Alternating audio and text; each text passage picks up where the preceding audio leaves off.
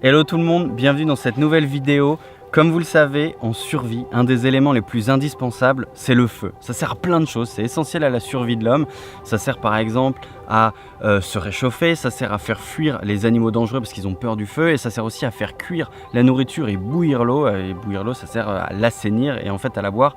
Donc c'est vraiment une des choses indispensables à maîtriser. Et en situation de survie, il existe plein de techniques différentes pour allumer des feux. Il y a toute une variété de techniques. Vous avez tous vu à Koh Lanta ces mecs qui s'arrachent les mains à essayer de frotter deux bouts de bâton ensemble pour allumer un feu. Mais il n'y a pas que cette technique. Aujourd'hui, je vais vous en montrer une qui est totalement invraisemblable. C'est comment allumer un feu avec une bouteille d'eau. Petit disclaimer avant de faire cette vidéo, voilà, je me suis dégueulassé, j'ai mis de la pierre partout. Faire du feu, c'est dangereux, je vous apprends rien, mais surtout en période de sécheresse, c'est très important. Faites super gaffe quand vous faites des feux, surtout quand vous les faites dans la nature. Faites pas ça n'importe comment, entourez-vous de personnes qui savent faire. Évitons de cramer nos forêts s'il vous plaît, soyez vraiment responsables et vigilants quand vous faites des feux en nature.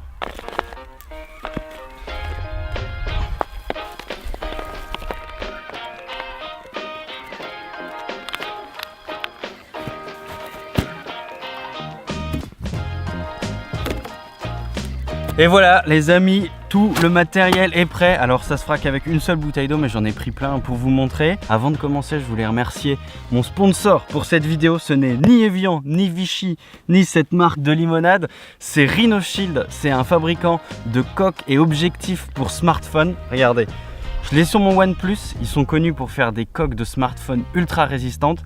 Et ça tombe bien parce que moi je suis passionné d'aventure et souvent au gré des tournages on se retrouve dans des situations totalement rocambolesques et des situations extrêmes, et c'est super cool et même indispensable de ne pas se soucier de l'état du téléphone. Est-ce qu'il va tenir le choc en tournage? Des fois ils sont un peu malmenés et tout. Du coup là ils m'ont envoyé une coque Solid Suit, c'est juste taillé sur mesure pour ce que j'en fais, parce que voilà moi je jette mon téléphone quand je m'assois ou ce genre de choses, c'est parfait pour moi. Je vous retrouve à la fin de la vidéo avec un petit code promo si vous voulez vous aussi avoir une coque Rhinoshield. Mais maintenant, place au défi les amis. Je vois qu'il y a un nuage qui est en train de passer devant le soleil, c'est terrible. On va attendre qu'il sorte, on va allumer un feu avec une bouteille d'eau.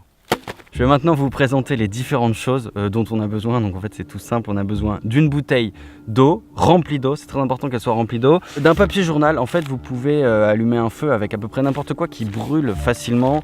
Dans ce cas là c'est du papier journal, c'est juste parfait. Attention, très important, on va rechercher les zones sombres du papier journal, parce que si c'est trop clair ça va pas suffisamment absorber de chaleur et vous allez vous arracher les cheveux pour allumer un truc qui ne s'allumera jamais. Et le dernier élément les amis, le plus important, c'est d'avoir une belle journée ensoleillée et si possible le soleil le plus haut possible dans le ciel, parce que vous l'avez compris, on va se servir de la forme de la bouteille d'eau avec l'eau à l'intérieur pour concentrer les rayons du soleil en un point et allumer un feu, un petit peu comme on le ferait avec une loupe. Seulement voilà, quand on se balade dans la nature, on se balade pas tout le temps avec une loupe, alors qu'on se balade très souvent avec une bouteille d'eau dans le sac. Et puis il nous faut bien sûr, attention transformation Cyclope dans X-Men, des lunettes de soleil, parce que on va concentrer des rayons de soleil en un point, ça va devenir très brillant, et pour pas s'abîmer les yeux, on évite de regarder directement le faisceau et on essaye de porter des lunettes de soleil.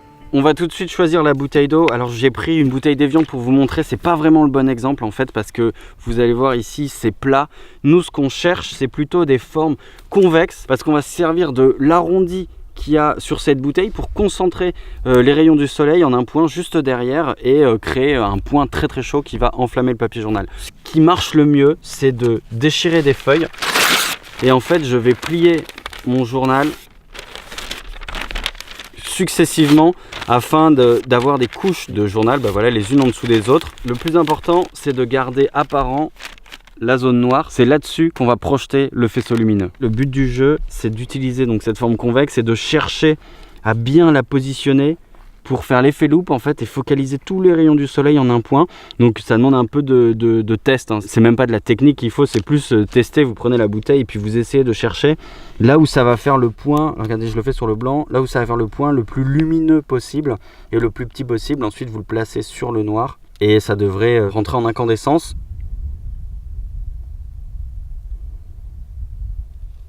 Voilà, on voit le papier journal qui commence à s'embraser. Et là, je relâche un petit peu la pression sur mon pouce pour qu'il se déplie et que l'oxygène rentre dans le papier journal.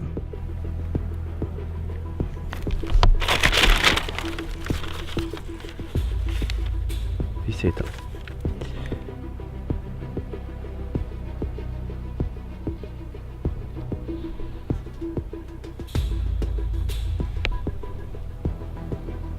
Ça commence à bien chauffer, il y a le vent qui m'aide. Je continue encore un petit peu et dès que je vois que j'ai fait rougeoyer une partie suffisamment grande du journal, je vais l'emballer dans du journal pour le faire s'embraser.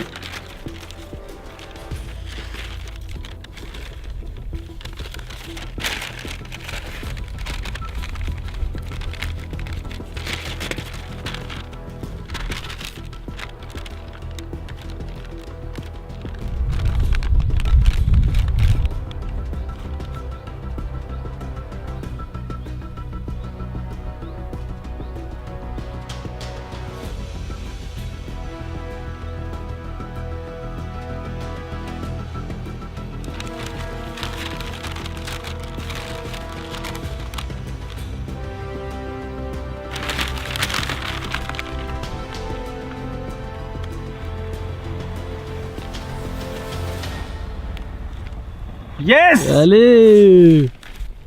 Hop! Allez, putain! Yes, yes, yes!